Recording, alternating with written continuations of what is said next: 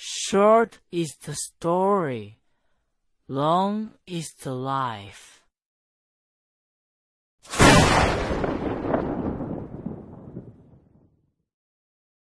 Wukong's archive presents China Urban Legends, The Piano Island. In the spring of 2004, I was transferred to work in Xiamen, and my workplace was on Hubin South Road. When I was looking for a place to live, the agent asked me, "Do you want to live on the island or in the city proper?" I asked, "Which island?"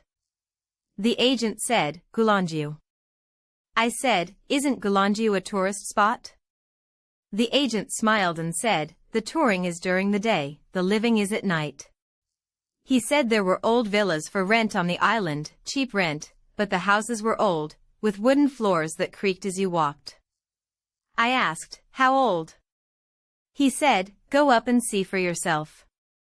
The next day I took the ferry over. 5 minutes into the ride, I looked back. The buildings on Xiamen Island slowly shrank, while Gulangyu's green trees and red-roofed houses slowly grew bigger. When I landed, there were no cars on the island, no bicycles, only people walking, handcarts hauling goods, their wheels rumbling over the stone slabs. The island was a completely different world from Xiamen Island. Xiamen was new, with high-rises, roads, traffic lights. This place was old, with narrow alleys, stone steps, old walls covered in climbing figs, and old folks at the mouths of the alleys waving palm leaf fans, watching the boats, watching the people, watching the decades go by. The agent led me through the streets and lanes, and finally stopped in front of an old villa on Bishan Road. It was a 2-story red brick building, with a big banyan tree in the yard, aerial roots hanging down to the ground and rooting back into the soil, shading half the courtyard. The landlord's surname was Chen, named Chen, and everyone on the island called him Old Chen. Old Chen was in his 60s, thin, dark-skinned, wearing a faded blue cloth shirt, and spoke with a heavy southern Fujian accent. Old Chen said this building was left by his father. He lived on the first floor, and rented the second floor to me. I asked if there was anyone else upstairs. Old Chen said, "Just you." I said, "So at night I'm the only one up there." Old Chen gave me a look and said, "There's a piano in the building." I asked him what kind of piano. Old Chen said, "A grand piano." He said just about every household on the island had one. The old custom was that when a daughter married, he said, she'd be sent off with a piano, the island of pianos, after all. He said in his father's generation, more people on the island could play piano than could play mahjong. I asked where the piano was. Old Chen said, "In the innermost room on the second floor. It's locked. Don't touch it." In the first few days after I moved in, nothing happened. Gulangyu's daytime was quiet, and its nighttime was even quieter, quiet enough to hear the sound of the rising tide, the sound of the waves slapping against the stones on the shore, one after another, like someone in the sea, pounding on a door, one slap at a time. On the 4th night, I was sound asleep when I was woken by the sound of piano music. The music was faint, intermittent, like someone slowly searching for keys, trying note after note. I listened for a while and felt something was wrong. The music wasn't coming from downstairs. It was coming from the innermost room on the 2nd floor. That room was locked. No one was in it. I threw on my clothes and went upstairs, standing at that room's door. The piano music was still playing, coming through the door panels, clear as could be. I reached out and pushed the door. It was locked, wouldn't budge. I knocked. The music stopped. The next day I asked Old Chen who had been playing piano in the night. Old Chen was watering flowers in the yard, not even lifting his head, and said, no one was playing. I said, I heard it. Old Chen said, you heard it, but no one was playing. He put down the watering can, looked at me, and said, the piano in this building, I told you not to touch it because it plays by itself. I asked when it had started playing. Old Chen said he didn't know either. His father had said, while he was alive, that the piano would play by itself once in a while, and whenever it did, it was always around the time a boat was about to dock. I didn't take the matter of the piano too much to heart. Gulangyu is full of strange things, plenty of old houses, plenty of legends, and every building has its own story. After half a month there, I gradually got to know the island's roads. The island is small, less than 2 square kilometers, with no cars. You rely entirely on your own 2 feet. The buildings on the island come in all kinds. Red brick, white walls, domed roofs, pointed roofs, British style, Spanish style, Nanyang style, all crammed together like someone had gathered houses from all over the world and set them down on one island. Old Chen said that in the 29th year of Guangxu, that is, 1903, the island became an international settlement. Britain, America, France, Germany, Japan, a dozen or more countries set up consulates here, opened foreign firms, and built churches. At the island's liveliest time, you could hear people speaking every kind of language on the streets. He said that back then, on Gulangyu, rich overseas Chinese came back to build houses, and foreigners came to do business. Land prices on the island were higher than on Xiamen Island itself. From breaking ground to moving in, a building took 2 or 3 years at the fastest, over a decade at the slowest. The money to build those houses was all wrung out of the wind and waves of the South Seas. I asked Old Chen what had become of those consulates now. Old Chen said they were all empty. Some had become tourist sites, some were locked up, some had been sold to private owners. He said there were over 100 old villas on the island, and every one of them had housed a story. He pointed at the white building across the way and said, that one used to be the Dutch consulate, then it housed a pianist, and later it sat empty. A few years back it was rented to a young couple, and they moved out after less than 6 months. I asked why. Old Chen said the woman kept hearing a child running around upstairs at night. She'd go up to look, no one there. She'd come back down, and the running would start again. After 6 months, both of them had lost weight, and they moved out. I asked whether the island was unclean. Old Chen said, it's not that it's unclean, it's that there are too many buildings, and too many people. The ones who lived here before are still keeping count inside the buildings. He said this very calmly, like he was talking about something perfectly ordinary. Later, when I walked the island at night, I slowly picked up some of the rules. Gulangyu's night is different from other places. Other nights are dark, Gulangyu's night is damp. Moisture seeps up from the cracks between the stone slabs, and the halos of the street lamps look fuzzy, as if wrapped in a layer of mist. The islanders go to bed early. After 9 or so, the alleys are mostly empty, only cats are left. The island has a lot of cats, white, black, tabby, crouching on walls, doorsteps, and steps, eyes glowing green in the dark. Once I came back late at night and saw a white cat squatting under the street lamp at the corner of Bishan Road, perfectly still, like it was waiting for someone. I walked over, and it didn't run, it just looked at me. I squatted down to pet it, and it turned and walked away. A few steps later, it glanced back at me, then kept going. I followed for a few steps, and it turned into an alley and vanished. The next day I mentioned it to Old Chen, and he said that cat was probably one of the island's old cats, it knew the roads better than people. I asked what it was doing crouching under the street lamp in the middle of the night. Old Chen said, waiting for a boat. The cats on the island wait for boats, too. Later I ran into something myself. One evening, I passed an empty villa on Bishan Road and saw a light on in a second-floor window, yellowish, like someone had lit a candle. I took a second look, and the light went out. The next day, when I passed by in daylight, the building's doors and windows were all locked, with dust thick on the locks. The second-floor window had a curtain hanging behind it, and there was nothing behind the curtain. I asked the old woman selling fish balls by the street who lived in that building. She said, no one. It's been empty for 20 years. I said I saw a light there yesterday.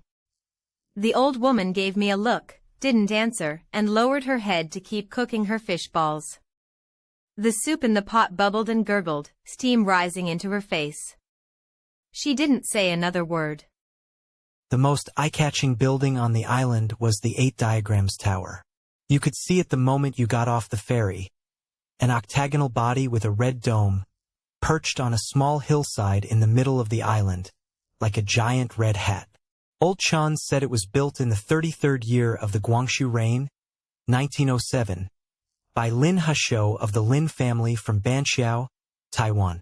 He hired an American architect named John, and the blueprints showed a grand 8-sided building. Lin Heshou wanted to make it the tallest building on the island, towering over all the consulates. But after 13 years of construction, the money ran out and the building was still unfinished. Later, the Japanese bought it and turned it into a school. It wasn't until after the victory in the War of Resistance that it was taken back into public ownership, and in recent years it was converted into a museum. I asked Old Chen why it was called the 8 Diagrams Tower. Old Chen said it was because it was octagonal, 8 sides, winds from 8 directions, exquisite in every way. The master who built it said the tower sat at the heart of the island, pressing down on the island's qi, its vital point. He said the old folks on the island told him there was something buried beneath the 8 Diagrams Tower. When they were digging the foundation back then, they went down 2 zhang deep and unearthed a well.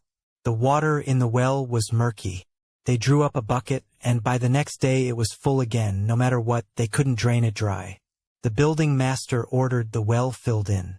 They filled it 3 chi deep, but by the next day it had swollen back up. Finally, the master made a ruthless decision. He had the well mouth sealed shut with stone slabs, poured molten copper over the slabs, and only then laid the foundation on top. That was how the building got built. The building went up, but Lin Heshou's money ran out. Halfway through construction, he fell ill and was carried off the island by people, never to return. Later word came that after leaving Gulangyu, Lin Heshou had been recuperating in the South Seas. Before he died, he kept muttering about this building, saying that since it was never finished, he couldn't leave in peace. Someone carried this story back to the island, and the old folks there said, if the building wasn't finished, the man couldn't leave in peace, and those words came true for him. I asked whether the well was still there now. Old Chen said it was right beneath the building, pressed under stone slabs, and the well water was still flowing down there. Where it flowed to, no one knew. He said this island was an island in the sea, with water veins running all through it. The well connected to the sea connected to the well, you couldn't sort it out. Around that time, the 8 Diagrams Tower was under renovation, wrapped in scaffolding and green netting. When I passed by on my evening walks, I could see lights on inside, where the workers were staying. One night, I woke up in the middle of the night and heard piano music in the distance. This time it wasn't from that room on the 2nd floor. It came from several streets away, very faint, like the sound of wind squeezing through cracks in a building. I stood at the window and listened. The music came and went and finally stopped. The next day I asked Old Chen whether someone in the neighborhood had been playing piano in the night. Old Chen said he went to bed early and hadn't heard anything. He paused, then said, "What you heard? I'm afraid it wasn't anyone playing." I asked who was playing, then. Old Chen said, there are a lot of pianos on this island, and also a lot of pianos that play by themselves, you can't tell which is which. He gave me a look and said, don't go counting them. If you count them, they'll remember you. Sunlight Rock was the highest point on the island, and also Zheng Chenggong's platform for reviewing troops. Old Chen said that when Zheng Chenggong trained his soldiers in Xiamen, he set up a naval command platform on Sunlight Rock to drill his fleet, and it was only later that he crossed the sea from Xiamen and took back Taiwan. I asked Old Chen whether Zheng Chenggong's naval forces really trained beneath Sunlight Rock. Old Chen said they did, that the old folks on the island all told it that way, and the stones of the command platform were still there. I'd see them for myself if I went up. I picked a clear day to climb Sunlight Rock. The hill wasn't tall, but the steps were steep. Halfway up, I turned to look back. Gulangyu's red-roofed houses spread out in patches beneath my feet, Across the Lujiang River, the tall buildings of Xiamen Island stood in clusters, and boats came and went on the sea. The remains of the command platform sat on a large boulder, with chiseled steps and holes where flagpoles had once stood. I stood on the platform. The wind was strong enough to make you unsteady on your feet. I suddenly thought, 300 years ago, Zheng Chenggong soldiers stood exactly here, watching the sea, waiting for the order to set sail. That evening, I told old Chen that Zheng Chenggong had taken tens of thousands of men away from here, and those men all ended up staying in Taiwan, never coming back. Old Chen said they did come back. I asked what he meant. Old Chen said the older generation told it that some of Zheng Chenggong's soldiers were from Xiamen, Zhangzhou, and Quanzhou, and if they died out there, their souls had to come home. He said there used to be a saying on the island. On foggy nights, you could hear the sound of troops on Sunlight Rock, the sound of horses' hooves, footsteps, and flags snapping in the wind. He said that in his father's generation, someone had really heard it, and the sound followed the ridge of the hill down to the edge of the sea, where it just stopped as if a troop had boarded a ship. I said that was just mishearing things in the fog. Old Chen didn't argue. He only said, once you've lived here long enough you'll know some of the sounds on this island are made by people, and some aren't. Later I made a point of looking up Zheng Chenggong's history. Zheng Chenggong was a native of Nan'an. His father, Zheng Zhilong, was a maritime merchant, and his mother was Japanese. He grew up in Japan as a youth, then returned to China to study. When the Qing troops crossed the pass and the Ming dynasty fell, he raised the banner of righteousness, using Kinmen and Xiamen as his base, drilling troops and raising funds, holding out against the Qing for over a decade. In 1661, he set out from Xiamen with 25,000 men and several hundred warships, crossing east to retake Taiwan, which the Dutch had occupied for decades. Old Chen said the islanders respected Zheng Chenggong not only because he drove out the Dutch, but also because when he left, he took with him all the sons of Xiamen, Zhangzhou, and Quanzhou who had gone to fight alongside him. He said that among those sons, some were the only child in their family, some had just been married, and some left while their wives were still pregnant. They left and never came back. The old folks on the island said their souls come back every few years, to look at their homes, to look at the sea. I sat on that big boulder of the command platform for a long time, the sea wind blowing in gusts. Moss grew in the cracks of the stone, and beneath the moss someone had carved characters with a knife, 2 names, the strokes fresh, as if carved not long ago. I didn't know who carved them, and I didn't ask. On the way down the hill, the old woman who sold tea at the foot of the mountain called to me to have a cup and asked, "Young man, have you drawn a fortune stick?" I said no. The old woman said the sticks at the mountaintop were accurate. I asked what people prayed for. The old woman said, for safety, for a boat. I smiled and didn't answer. The tea was bitter, with a hint of sweetness left on the tongue afterward, like the days on this island. Later, I slowly learned that old Chen's father was called Chen Jinfa, a descendant of the island's seafaring people. In his youth he had worked for a foreign trading house, and during the years when the Japanese occupied Xiamen, he was on the island. Of all the stories old Chen told about his father, the ones he told most were about 1938. On the 10th of May that year, Japanese troops landed at Wukong on the northeastern shore of Xiamen Island, and the city fell. Because Gulangyu was an international concession, flying the flags of many nations, the Japanese did not come in at once. In those few days, the island was packed with people who had fled across from Xiamen Island, and the docks were piled with luggage and the sound of weeping. Old Chen said his father was 17 then, and followed his family down to the dock to watch. They saw the refugees crowding onto the boats in wave after wave. Boats would pull out, and more people would press forward. Someone shouted, "Hurry, hurry, the Japanese are coming." Someone shouted, "Go where? The boats are all gone." In those days, the foreigners on Gulangyu opened up their villas and let the refugees stay inside.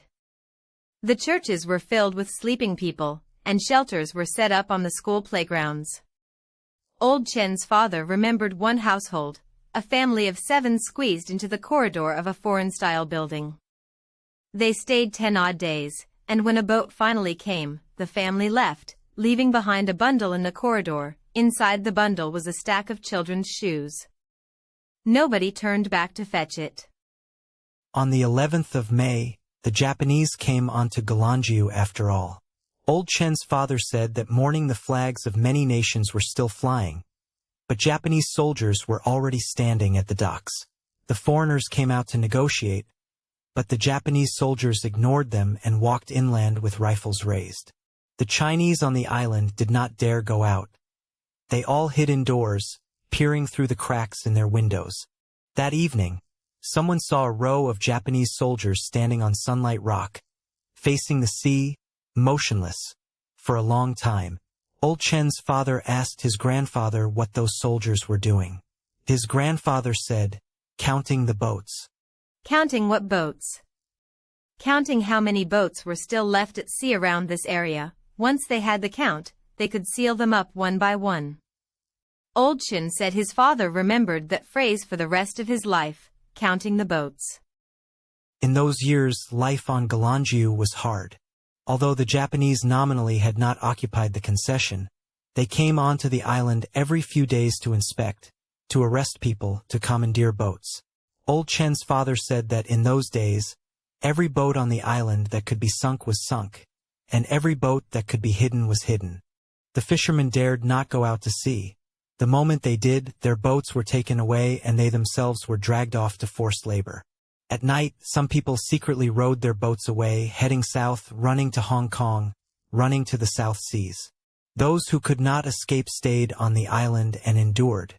Old Chen's father worked at the trading house, and when the Japanese soldiers came, the trading house staff shut the door and said it was foreign property, and only then would the Japanese soldiers not go in. Old Chen said his father told him that in those years, the sound of piano music on the island was sparser than before. In the old days, families on the island would play the piano for a while after dinner, but in those years they stopped, afraid the sound would draw trouble. Only at night, once in a while, you could hear 1 or 2 notes leaking out of some building, also clipped short, as if something had seized them by the throat, sounding once and then gone. Shapawai is an old fishing harbor in Xiamen, on the Xiamen Island side. From Gulangyu, it's just a few minutes by boat. I got to know an old fisherman there, surnamed Wu, named Wu Shuizhen, who had fished in Shapawai his whole life. He brewed tea for me on his boat, tea guanyin, steeped strong and bitter. He said, fishermen have fishermen's rules, you can't point at things on a boat, you can't say certain things about the sea, and if you hear someone call your name at night, you can't answer. I asked why you can't answer. Wu Shuizhen said, the sea is dark, and there are all kinds of sounds, you can't tell who's calling. He said one year he went out to sea with his father, fog came up at night, the boat stopped, and he heard someone in the fog call his name, twice. He was just about to answer when his father clamped a hand over his mouth. His father said in a low voice, don't answer, if you answer, it'll come aboard. He said the voice called one more time, then went silent. When dawn broke and the fog cleared, there was a piece of wood floating by the side of the boat, rotten, like an old ship's bone. I said, you must have misheard. Wu Shuizhen said, fishermen don't argue with you about this, we only believe one thing, answer once on the sea, and your life gets lighter by a measure. He poured me more tea, then said, you people who live on Gulangyu, if you hear piano music at night, it's the same. Don't answer, don't count, don't go looking. I asked if he knew about the piano music on Gulangyu too. Wu Shuizhen said, I know. Everything that happens on the island, the sea knows. He lowered his voice and said, that piano isn't played for the living. I asked him, then who is it played for? Wu Shuizhen said, it's played for the people waiting for their boats. He said, the old folks say Gulangyu was originally an island for boatmen, boats from north and south all docked there. Some people got on their boats and left, some missed their boats and stayed on the island to wait. The ones waiting for boats waited so long they learned to play the piano. He said, when that piano music sounds, it means someone is still waiting for a boat. I said, then when does the boat they're waiting for come? Wu Shuizhen poured out the water in the teapot and brewed fresh tea, then said, when the boat comes, they leave, when it doesn't come, they wait on the island. He said he'd fished his whole life and seen plenty of things. One year during typhoon season, all the boats had come into port, and the sea was a stretch of white. He stood on the shore gathering his nets and saw a boat in the fog black, moving slowly toward Gulangyu. He counted, the boat was no small one, at least a few dozen people on it. He said, that day was a typhoon, every boat that came into port had lowered its sails, but only that boat, its sails were full, driving straight for the island. He rubbed his eyes and looked again, the boat was gone. The fog was empty, nothing there. He said he went back and told his father, and his father said, that's a boat coming to dock at the island. He asked again, what about the people on it? His father said, they've gone ashore. They're waiting. What they were waiting for, his father didn't say. Wu Shuizhen said he always remembered that boat afterward, black, with full sails. He said he asked an old man on the island, and the old man said, that's a boat coming to dock at the island, and the people on it are the ones who missed their own boats. I said, then after they go ashore, where do they live? Wu Shuizhen said, they live in the buildings. He said, those old empty buildings on Gulangyu, you really think they're empty? After he said it, he laughed at himself and said, fishermen talk nonsense, don't take it seriously. But when he laughed, his eyes were fixed on the sea, not on me. After that, neither of us spoke. The tea cooled, and he brewed another pot. The sun over the sea had already slanted, stretching his shadow long, dragging it all the way to the gunwale. Egret Islet on the Xiamen Island side was reclaimed from the sea. Old Chen said that when he was young, that area was still water, it was the mouth of Yundang Lake. Later they built an embankment, filled in earth, and only then did it become what it is now. On Egret Islet there stands a statue of the Egret goddess, a white heron carrying a goddess, standing in the middle of the lake. Old Chen said that in the year of the reclamation something happened at the work site. That year was the 1990s. The reclamation project was going full force, day and night without stopping. One night, the pile-driving workers heard a sound from under the pile, like knocking on wood. Talk, talk, talk, one beat after another, coming up from underground. The workers stopped the machine, and the sound stopped. They started it again, and the sound came back. 3 days in a row, every day the same. Later the foreman had people dig down along the pile position. They dug 2 zhang deep, about 20 feet, and unearthed a piece of wood. The wood was black, rotten beyond recognition, like a ship's plank. They tried digging further, but couldn't. Underneath was a layer of stone slabs. The foreman didn't dare make a fuss. He had the earth filled back in, moved the pile position a dozen or so meters over and started driving again. Old Chen said that later the project was completed, Egret Islet was built, and no one mentioned that piece of wood again. A few years ago an old engineer retired. He was drinking with friends, and once he'd had too much, he said one sentence. That thing under there isn't a ship's plank. It's a coffin, buried standing upright. His wife, sitting beside him, heard this and quickly changed the subject, saying he was senile, drunk. I asked old Chen whether he believed it. Old Chen said, my father once said something, Xiamen is a place where the earth is thin, underneath it all is water, and under the water are stories. You can flatten the land, but you can't flatten the water. As he said this, he looked toward Egret Islet. Over there were tall buildings in a row, bright lights everywhere. No one could tell what had been filled in beneath. Later, in the library, I flipped through an old book about the old place names of Xiamen. The book said that the Egret Islet area was once called Fuyu, a small reef that surfaced from the sea. At high tide it was submerged. At low tide it appeared, like a half-sunken ship. The book also recorded an old man's oral account, saying that beneath Fuyu, a ship had sunk long ago, from the mid-Qing dynasty. The ship carried porcelain, shipped by waterway from Jingdezhen to Xiamen. then loaded onto a large ship bound for the South Seas. The ship capsized near Fuyu. A ship full of porcelain sank into the sea. A few people were pulled out, some cargo was hauled up, and the rest all sank to the bottom. The old man said that in those years, when the tide went out especially far, people would see a white expanse down on the seabed. They thought it was a school of fish. Only when they got close did they realize it was porcelain, piled on the seafloor like a white ceramic tomb. On the flyleaf of that book, someone had written a line in pencil in very old handwriting. Fuyu has no root. When boats pass, keep your heart. I don't know who wrote it or what it meant, but I remembered that line for many years. Later, once I took a boat from Gulangyu back to Xiamen. The boat passed the sea near Egret Islet. I looked into the water. It was murky, and I couldn't see anything. A local on the boat told me this area was shallow, and a ship had sunk here long ago. Now that the sea had been filled, the ship was pressed down under the buildings. I asked, "What about the people on that ship?" The local thought for a moment, then said, "They all left. The ones who couldn't leave, they count as left too." Nanputuo Temple sits at the foot of Wulao Peak, and the incense smoke there burns thick. I went to the temple one weekend and sat for an entire afternoon. When I came out, I ran into an old monk at the gate. His Buddhist name was Jingru, and he had lived in the temple his whole life. I chatted with him, and the conversation turned to Gulangyu. Monk Jingru said that island, if you look at it from high up, looks like a Chen, a zither. I asked him what he meant by that. He said, "Look at the shape of the island.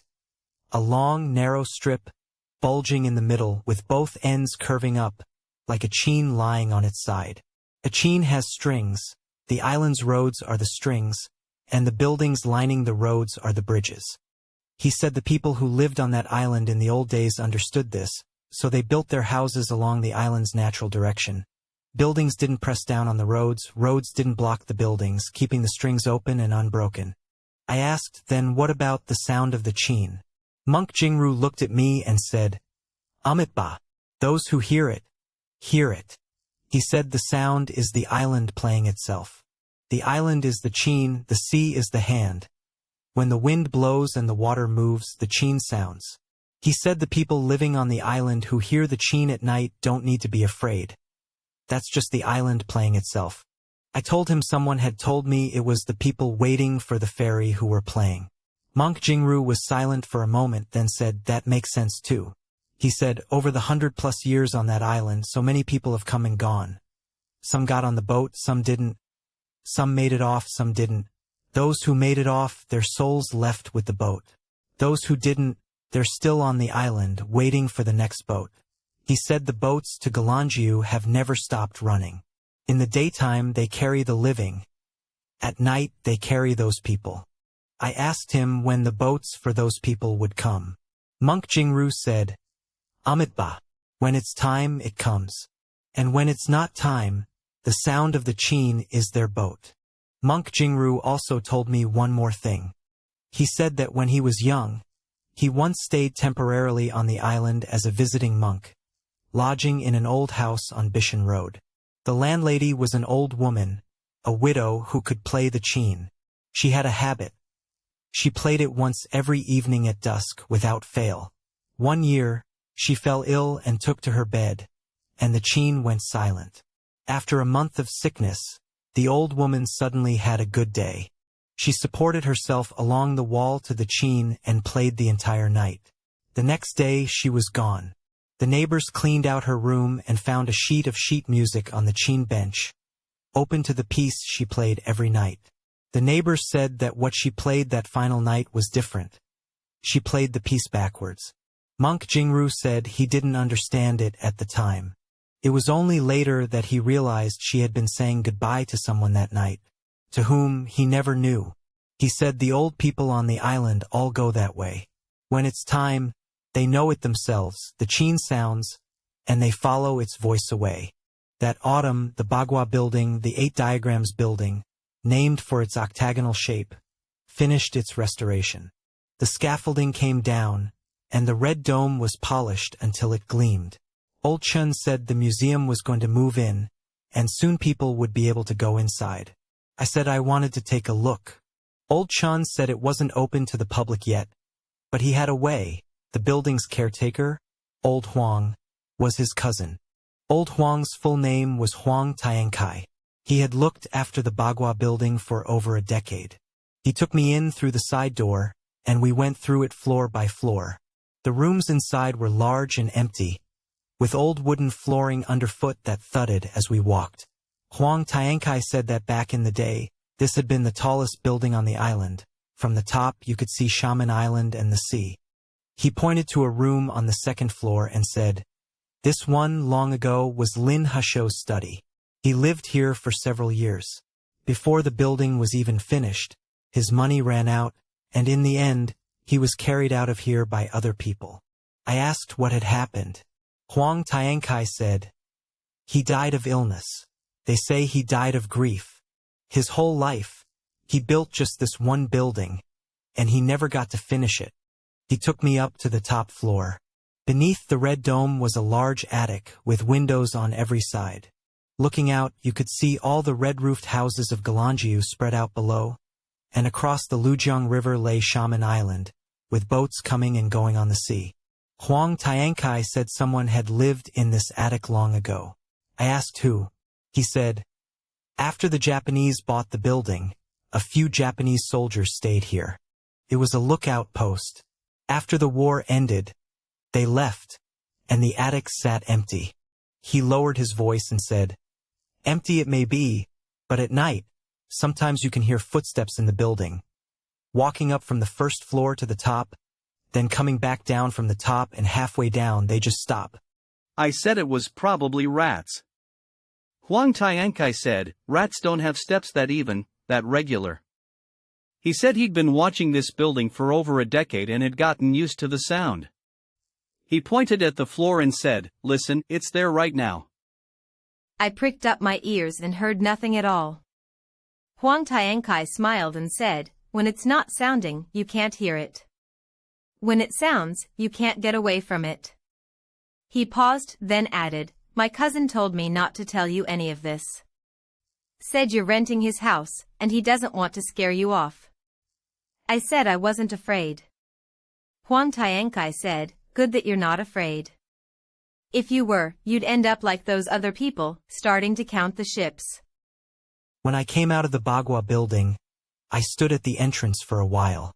The setting sun lit up the red dome, and the building's shadow stretched long, reaching all the way to the mouth of the alley.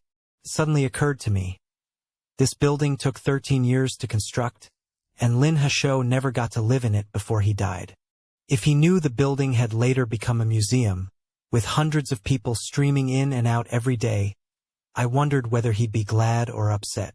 And then I thought, if he still had thoughts of this building and came back at night to have a look, and saw people upstairs and downstairs all over the place, would he wonder if he'd walked into the wrong door? After coming back from the Bagua building, I looked up the history of Gulangyu. The stories on this island are more than I thought. In 1903, it was opened as an international settlement, and more than a dozen countries set up consulates here.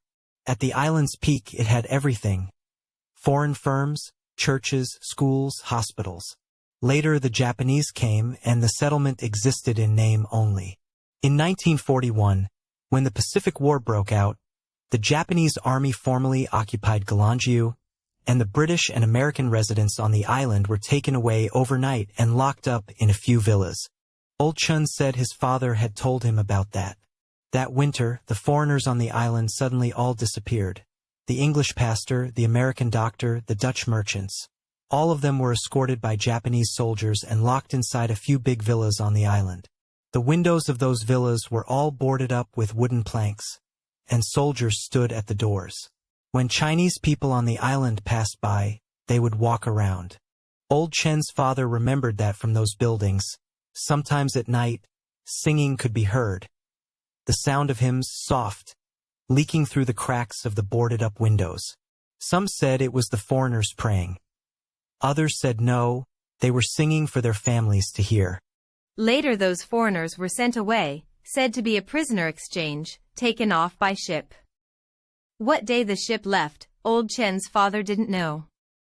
All he knew was that one morning, the doors of those villas opened, the people were gone, the buildings empty. The planks were taken down, the windows opened again, and the buildings were cleaned spotless, as if no one had ever lived there. Only in one building was a piano left behind, its lid open, a sheet of music placed on the bench, the page it was open to already yellowed. Old Chen said his father said that piano was never touched afterward, no one dared touch it. A few years ago, when that villa was being renovated, the workers moved the piano out and found a line of words carved inside the lid, curving and crooked, in a foreign language, unrecognizable to anyone. Later a tourist who understood English looked at it and said it was a sentence, "We are waiting for the boat." I asked Old Chen which villa it was. Old Chen thought for a moment and said, "At the end of Bishan Road, with a tall courtyard wall and 2 white magnolia trees by the gate." He said, "The building you rented is diagonally across from it." I said I'd gone to look at it, the door was locked and the yard was overgrown with weeds. Old Chen said, "Yes, it's been empty for many years, no one rents it, no one buys it." He said everyone on the island knows that building, it's not clean. A few years ago a developer wanted to buy it and turn it into a hotel. He went in to look twice, the second time he came out, he said he wasn't buying, and when asked why, he wouldn't say. Old Chen said, "In that building, the piano is still there." I asked Old Chen, "Does the piano still sound at night?" Old Chen said, "Yes." He said when he can't sleep at night, he stands on the balcony and looks toward that building. He said sometimes he can see a little light in the window of that room on the second floor, yellowish, like candlelight. I said, "But no one lives there." Old Chen said, "No one lives there, but the piano lights itself." He said his father said while he was alive that the piano in that building and the one in their house were a pair of things that come in pairs, no matter how far apart, can still feel each other. He said, when the piano at home sounds, the piano in that building sounds along with it, when the piano in that building sounds, the one at home can't sit still either. I asked if it had sounded tonight. Old Chen said, yes, it sounded in the latter half of the night, for close to half an hour. He said, you can't hear it, it's because you haven't lived on the island long enough yet. In August 2004, the typhoon came. It was called Air, and it charged straight at Xiamen from the sea. The ferry stopped running. People on the island shut their doors and windows and taped up the glass. That night, the wind was terrifying. Rain hammered the roof like someone was pouring beans over it. I lay in bed, listening to the wind and rain, and couldn't fall asleep no matter what. The wind blew through the banyan tree in the yard with a low moan. Every so often a branch snapped off and crashed onto the roof with a thud, like something knocking at the door. In the middle of the night, the wind suddenly eased for a while. In that lull, I heard piano music. It wasn't coming from that room on the second floor, nor was it some muffled sound drifting over from a few streets away. This music was close, in this building, right above my head. The music was unhurried, moving note by note, like someone slowly feeling for the keys in the dark, or playing some very old tune. I listened for a while, and then, as if possessed, I threw on some clothes and felt my way upstairs in the dark. The second floor hallway was pitch black. The door to the farthest room was locked. I stood at the door. The piano music was right there inside, clear as day. I reached out and knocked softly 3 times. The music stopped. It stayed silent for a long time. Then, from inside the room, came a very faint sound, like someone getting up from the piano bench, the chair legs scraping against the wooden floor. I stepped back. The door didn't open. At the end of the hallway, the wind had blown a window open a crack, and strands of rain drifted in, hitting the floor. I listened again. No sound from inside. That piano, from then on, never made another sound. The next day I told Old Chen about it. Old Chen was silent for a long time after hearing it, then said, "You knocked?" I said I did. Old Chen let out a sigh and said, I told you, don't go looking, don't knock. He paused, then said, the piano not sounding is a good thing. The person it was waiting for, they must have already boarded the ship. I asked Old Chen whose piano it was after all. Old Chen said it was his father's. He said his father worked at a foreign trading firm when he was young. The year the firm went under, the boss was leaving and gave his father a piano in lieu of wages. His father brought it home and put it in the farthest room on the second floor. He played that piano for a few years, then stopped. Old Chen said he'd asked his father as a child why he didn't play anymore. His father said that piano wasn't meant for him to play. Old Chen said he didn't understand at the time. Later, when his father died and he was going through the house, he opened the lid of the piano and found a line carved inside, squiggly in a foreign language. He had someone read it and they said it said, "We are waiting for a ship." Old Chen said that while his father was alive, he'd said the piano couldn't be sold, couldn't be thrown away, couldn't be repaired, just let it sit. Old Chen asked his father why. His father said the piano wasn't his, someone else had entrusted him to watch over it. Old Chen asked who. His father didn't say. He only said it was entrusted to him by people waiting for a ship. Old Chen said he was 13 then, and didn't understand, and later he never asked. It wasn't until his father died and he was going through the house that he opened that piano lid for the first time, and saw those words. After the typhoon, I got sick and ran a fever for 3 days.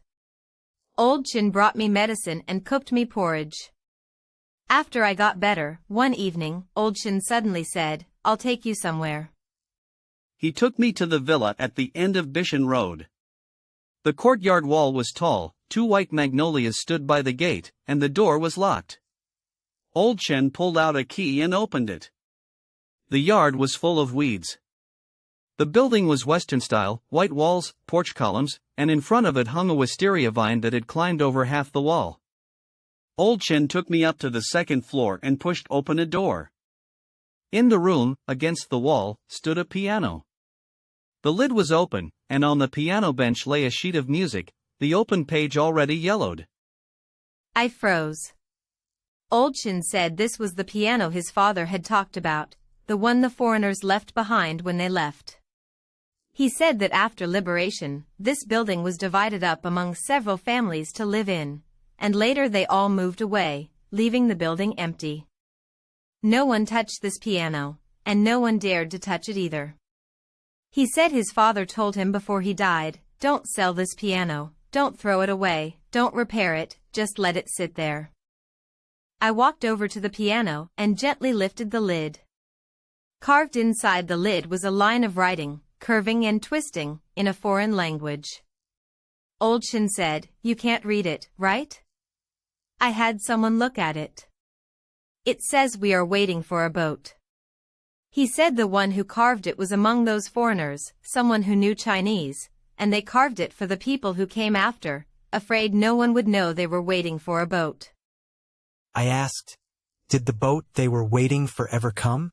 Old Chen said it came. He said his father had told him that the boat that took them away later sank at sea, and not one person on board ever came back. He said that piano sound was them still waiting for a boat. He said his father would later always say that the piano in that building and the piano in his own home were a pair. I asked, how were they a pair? Old Chen said his father said the 2 pianos were shipped to the island in the same batch, the same voyage, from the same music shop. When his father was working at the foreign firm, he had handled the accounts for that batch of pianos. He said the 2 pianos, one in the foreigner's building, one in his house, faced each other diagonally across the street. I asked him, did his father ever say why that piano would sound on its own? Old Chen said he did. He said his father told him, a piano follows its people. When the people leave but the piano stays, the piano waits for them in their place. I asked, waits for what? Old Chen said, waits for a boat, waits for the boat to come, waits for the people on the boat to return, waits until they're all gathered, and leaves with them. He said his father once said something he remembered his whole life: not one piano on this island was placed there for nothing, every piano has someone waiting for it to sound. From that day on, I never went up to the second floor again. That piano, I never dared to touch. At the end of 2004, I was transferred out of Xiamen. When I left, old Chen saw me off at the ferry dock and pressed a pack of tiguanyin into my hand, saying, "There's nothing good on the island, just this." As the boat pulled away, I looked back and saw old Chen standing on the pier in his blue cloth shirt, thin and skinny, waving at me. Over the next few years, I heard news of Gulangyu in bits and pieces. The Bagua building became an organ museum. The old villas turned into ghost houses and cafes one after another. A piano museum opened too, and every year the island had more tourists. In 2011, I passed through Xiamen on business and went up to Gulangyu again. The island had changed so much I almost couldn't recognize the way. Bishan Road was still there. The villa was still there. The big banyan tree in the courtyard was still there. I knocked on the door, and a young man answered. He said he was renting the place. I asked about old Chen. The young man said Grandpa Chen had passed away the year before last, and he was the one taking care of the house now. I stood at the doorway for a while and didn't go in. Before leaving, I asked the young man if there was a piano in the building. He said there was, in the innermost room, locked, and the landlord wouldn't allow anyone to touch it. I asked if the piano had ever sounded. He thought for a moment, then said it had, once in a while, and always right when a ferry was about to dock. He said he was afraid when he first moved in, but he got used to it, and now he just thinks of it as a neighbor in the building who can play the piano. I smiled and didn't say what I knew. The young man saw me standing at the door, not leaving, and asked if I knew Grandpa Chen. I said I did. I'd lived in his house. The young man's eyes lit up. "So you're that tenant?" Grandpa Chen said that once, a person who understood the piano lived in the room on the second floor. I said I didn't understand the piano. The young man said, Grandpa Chen said that person could tell, just from the sound, which piano was playing. He said that before he passed, Grandpa Chen gave him the key to the second floor and told him, if that person ever came back, give him the key. I shook my head. I said, I'm not that person. That evening, I was waiting for the ferry at the dock when I suddenly heard piano music. Very faint, broken and intermittent, coming from the direction of the island, one note at a time, like someone slowly searching for the keys, or like playing a very old tune. Everyone on the dock had their heads down looking at their phones. No one looked up. The ferry came. I got on. The piano music was still sounding behind me. I suddenly thought, who was that music for, after all? And the people waiting for the ferry, which ferry were they waiting for?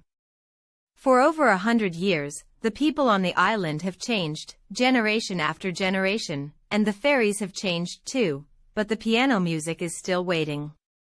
Old Chen once said, when the piano stops sounding, that's a good thing. The one it was waiting for has probably gotten on the boat by now. But the piano music I was hearing now, who was playing it? The ferry reached Xiamen Island. I looked back at Gulangyu.